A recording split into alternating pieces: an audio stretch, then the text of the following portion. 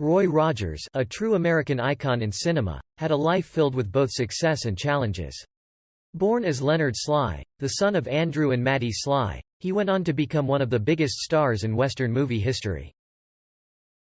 In the mid-1930s to mid-1950s, Hollywood was producing a rapid stream of singing cowboy films, and Roy Rogers was one of the most famous performers of the time. He earned the title King of the Cowboys from Gene Autry and held onto the title for a significant period in Hollywood terms. Throughout his career, Rogers starred in 91 films, had a successful television run, and released numerous 78 revolutions per minute and LP recordings. In 1991, at the age of 79, he even topped the country sales charts with a new album featuring duets with leading contemporary country singers. Roy Rogers achieved worldwide fame and was even reported to have overtaken Bing Crosby as England's biggest box office draw by Colliers in 1948.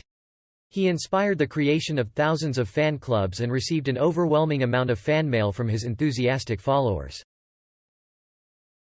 Leonard Franklin Slye, born in Cincinnati, Ohio in 1911, went on to become the legendary Roy Rogers, a beloved icon in cinema. However, it wasn't just his good looks and Hollywood promotion that made him popular. He kickstarted his film career through his own musical pursuits. As the founder of the Sons of the Pioneers, one of the most successful Western musical acts of the time. Even when other members of the group wanted to give up, Roy's energy kept them going. Roy's musical achievements marked the start of his spectacular success story, during a difficult time when many Americans were struggling to make ends meet during the Great Depression. He was born into a restless family, torn between farm life and urban wage earning. At just 1 year old, the Slye family traveled up the Ohio River on a homemade houseboat, eventually settling on a farm in Duck Run, Ohio. Andrew Slye, Roy's father, worked in a shoe factory in Portsmouth, often going for 2 weeks without returning home to his family in the hills. Despite their struggles, Roy's background and upbringing shaped who he was and led him to become one of the greatest American icons in cinema history. Growing up in a rural community, Leonard Franklin Slye was surrounded by music. Both his parents and 3 sisters were musically inclined, with his father even having entertained professionally on a river steamer. Before his voice changed, Leonard immersed himself in the musical life of his community and played the guitar, mandolin, sang in the church choir, and called square dances. On the farm, he learned to handle horses, but only developed his riding skills after moving to Hollywood. He spent much of his time working on the farm and attended school, where he was pretty good at sports, decent at the clarinet, and okay with his studies, but struggled with the opposite sex. When Leonard was 17, the family moved back to Cincinnati and he began working at a shoe factory with his father. However, the hard times and dead-end work prompted the Slye family to join a relative in California in the spring of 1930. Despite the lack of a pot of gold at the end of the rainbow, they embarked on the journey, but faced long months of driving a gravel truck for Leonard and migratory fruit picking for the entire family. Years later, after becoming a successful film star, Leonard read John Steinbeck's The Grapes of Wrath and was struck by the similarities between his own family's experiences and those described in the book. He commented, "There are parts in that book that made me wonder if maybe Mr. Steinbeck wasn't looking over the shoulders of the Slye family." Leonard Slye was a talented and skilled performer. He was known among the migrant families he encountered as a great impromptu guitarist, singer, and square dance caller. He then teamed up with his cousin and the duo started performing at parties and dances, earning their living by collecting money from the audience. At the height of the Great Depression, they believed that music was their best shot at a decent living. However, their music career was short-lived and Leonard soon entered a talent contest presented on a small radio station in Inglewood, California. Although he did not win, he caught the attention of the promoter of a Western music group, the Rocky Mountaineers, who offered him a spot in the group. Despite not being particularly successful, the group was a hub for creative talent and attracted songwriters Bob Nolan and Tim Spencer. This would eventually lead to the formation of the Sons of the Pioneers. Before the group's debut, Leonard went on an ill-planned tour of the Southwest with the O Cowboys, which also included Tim Spencer. The group was struggling and at times subsisted on a diet of rabbit and hawk that they procured with a borrowed rifle. To make ends meet, they would mention food on the air during their radio appearances in the hopes of attracting a kind-hearted listener who might offer them a meal. During an otherwise unprofitable radio appearance in Roswell, New Mexico, Leonard performed the Swiss yodel in exchange for a lemon pie from a girl named Arlene Wilkins. It was love at first sight for the singer, and the two got married in 1936. Leonard Slye's dreams of stardom didn't fade after the O Cowboys fell apart. He continued to pursue his passion for music by working briefly with another Western radio outfit, the Texas Outlaws. However, he knew he could do better. With his determination and a keen eye for talent, he brought Bob Nolan and Tim Spencer to give up their day jobs and join him in forming the Pioneer Trio. However, due to a mistake made by a radio announcer, the name was later changed to the Sons of the Pioneers. Douglas Green, the historian and leader of the present-day Sons of the Pioneers imitators, Riders in the Sky, referred to Rogers as the group's sparkplug. The Sons of the Pioneers was Leonard's greatest musical achievement. With the addition of two swing-playing Texas brothers, Hugh and Carl Farr, the group offered a perfect blend of beautiful lyrics, harmony, Leonard's yodeling, and instrumental playing that set the standard for Western music for years to come. Despite changes in personnel over the years, including Leonard leaving the group when he achieved film stardom, the Sons of the Pioneers endure for more than half a century, and songs such as Tumbling Tumbleweeds remain country classics to this day. In 1935, Roy Rogers was part of the group the Sons of the Pioneers, and they provided background music for Western films. This led to bit parts for Rogers, who went by the name Bill Weston. The following year, he found himself at the right place at the right time. A contract dispute with Republic Pictures left Gene Autry without a studio, and Rogers learned of Republic's search for a replacement. He snuck into the audition and became the new singing cowboy for the studio. Rogers' first starring role came in the film Under Western Stars. The studio changed his name from Leonard Slye to Roy Rogers, after the late humorist Will Rogers. He legally adopted the new name in 1942. Through a stroke of luck, Rogers avoided the military draft that claimed Autry and became the top-grossing cowboy star in Hollywood. He was known as the King of the Cowboys. Studio publicity executives changed much of Rogers' life, and he was under pressure to play the role of a good guy almost 24 hours a day. Roy took to his role naturally and was often sought after by those in need. Colliers reported that there were never weeks that went by without a mother calling Roy to come and see a desperately ill or dying child. He always made space for handicapped children at his personal appearances and did his best to respond to entreaties. During the mid-1940s, Roy Rogers was at the peak of his career and was immensely popular among the young people.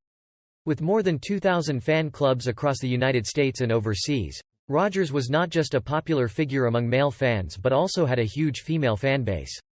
There was a buzz in the air when one of the fan magazines asked its readers if Rogers should break away from the cowboy movie tradition and kiss his leading lady in his next film. However, the traditionalists won, and Rogers never gave the on-screen kiss to his leading lady. Rogers, however, would often kiss his horse, Trigger, who was a popular figure and received a huge volume of fan mail, just like Rogers. Rogers had bought Trigger from a rental stable near Los Angeles and trained him to do over 50 tricks, including simple arithmetic and signing an X with a pencil. Trigger was known as the world's smartest horse, and was a regular feature in Rogers' stage shows and personal appearances, including the annual visit to the Giant World's Championship Rodeo at Madison Square Garden in New York. At the height of his career in the mid-1940s, Roy Rogers was a beloved figure among fans, especially the young. He had thousands of fan clubs operating in the United States and even more overseas, with both male and female followers. What made Rogers stand out was his unique approach to playing a cowboy on screen. Unlike other actors, who portrayed different characters, Rogers always appeared as himself on film, playing a character named Roy Rogers. This scriptwriting innovation helped put his name before the public in the form of a story and contributed to his immense success. In a 1992 interview with Country Music magazine, Rogers acknowledged the impact of this approach on his career. He said that it helped him establish a personal connection with his fans, who saw him as a relatable and authentic character. The New York Times reported in 1945 that the volume of fan mail that Rogers received had surpassed all previous records. He capitalized on his good name and image by endorsing a variety of commercial products and, in recent years, lending his name to a fast food chain, in which he was part owner. Roy Rogers films, just like Gene Autry's, were referred to as B-Westerns. These films were produced rapidly and catered to a specific formulaic audience. They were intended for the vast majority of moviegoers who visited the theaters on a weekly basis or more often. They sought for new, simple adventures of their heroes, much like today's television audiences do. Between 1938 and 1951, Rogers made 87 films for Republic Pictures. Most of these films revolved around Rogers rescuing a ranch family or small town, with a happy ending at sunset as he and Trigger rode away into the horizon. At certain points in the films, songs were featured with Rogers accompanying himself on the guitar and background strings humming in the background. The songs were often addressed to Trigger or to his sidekick Gabby Hayes. Most of the songs were created by composers working for the film studios, but Rogers wrote some of the songs himself. The films also continued to showcase the talents of the Sons of the Pioneers. According to Rogers, the music sometimes inspired the film. He once mentioned to country music, "We'd take a song like Don't Fence Me In and build a story around it. That way, we'd get a lot of good publicity from the song and from the people who recorded the song." Roy Rogers' career was at its peak in the mid-1940s, receiving immense adoration from young people. He had a large number of female fans, breaking away from the typical male-dominated Western film audience. Despite fan requests for him to kiss his leading lady on screen, Rogers stuck to tradition and never did. Instead, he showed affection to his horse, Trigger, who was also the recipient of countless fan letters. Rogers had purchased Trigger from a rental stable near Los Angeles and trained him to perform over 50 tricks, including arithmetic and signing with a pencil. The horse was widely known as the world's smartest horse and made frequent appearances with Rogers in his stage shows and personal events, including an annual visit to the World's Championship Rodeo at Madison Square Garden in New York. Rogers' movies were considered B-Westerns and were quickly produced to meet the demand of a formulaic audience. He made 87 films for Republic Pictures between 1938 and 1951, often playing a character named Roy Rogers. The films would feature a serenade towards his leading lady and conclude with Rogers and Trigger riding off into the sunset. Rogers wrote some of the songs featured in his movies, but the majority were created by composers employed by the film studios. The music was sometimes written around a pre-existing song, creating publicity for both the movie and the song itself. Though Rogers was primarily known for his movie work, he did have a successful recording career. He told Country Fever that recording was not his top priority and that he was often too busy filming or making personal appearances to focus on it. At one point, Republic Pictures offered their new musical material to Gene Autry before Rogers, causing some tension between the two.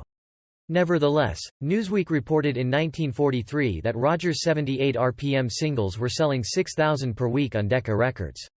He recorded both Western-style music and Texas-style vocal swing, delivering a beautiful performance of Bob Wills' Time Changes Everything. However, his recordings often featured Hollywood strings instead of Texas fiddles. Roy's life was not without tragedy, as he and his wife Dale Evans lost their only biological child to Mongolism and 2 adopted children to freak accidents. Despite this, the couple found solace in their Christian faith and went on to become prominent inspirational writers and lecturers. In 1951, Roy Rogers successfully negotiated with Republic Pictures for the rights to his name, voice, and likeness. However, this did not prevent the studio from distributing his previous films in edited versions for television presentation in the mid-1960s. Despite this, Rogers continued to make a series of LP recordings for Capitol during the 1960s and early 1970s. Although his appearances in the spotlight dwindled to award presentations and occasional musical program guest slots, he remained in the public eye. In late 1991, Radio Corporation of America Records coaxed Rogers out of retirement to record an album called Tribute. The album featured duets with leading contemporary country singers such as Kathy Mattea, Randy Travis, K.T. Oslin, Alan Jackson, and Tanya Tucker. Rogers even yodeled on several selections, impressing many people with his vocal abilities. The most successful collaboration was a duet with Clint Black called Hold On Partner, which was released as a single. People noticed the eerie physical resemblance between Rogers and the younger singer, and it was a shock to see how deeply Rogers' image is implanted in the minds of most Americans. Some have noted that he seemed able to reincarnate himself, much like a Hindu deity. Thank you for watching and goodbye.